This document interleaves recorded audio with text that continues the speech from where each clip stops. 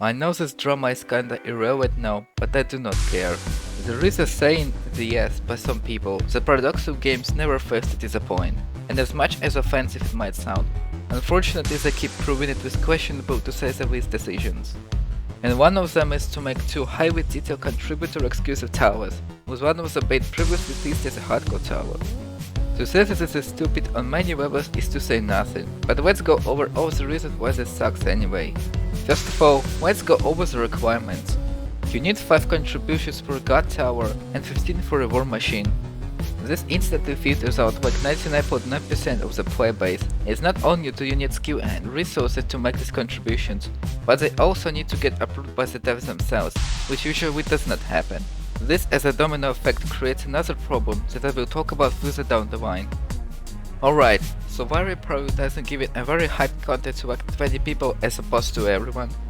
It would be okay if it was a skin or something, but these are towers, and actual content. Secondly, these towers take away the development time, and yes, I know that the models are made by contributors, but the devs still have to code these towers into the game, probably make animations, and also balance them out.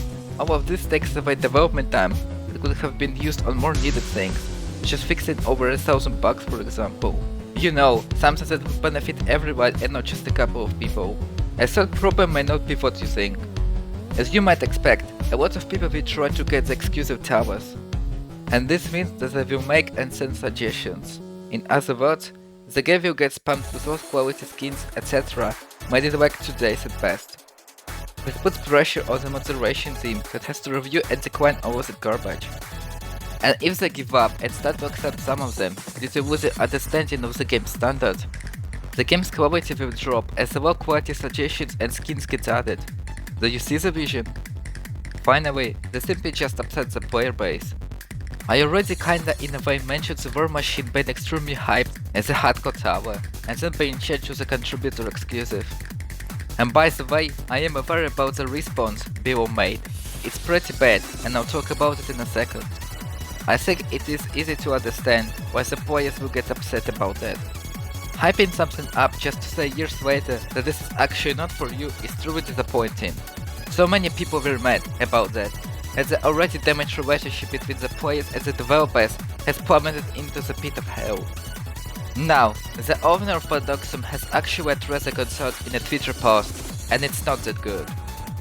The first point is way too vague because while the models could have been finished earlier last year, once again, you still have to balance them out and code them into the game, make effects, etc.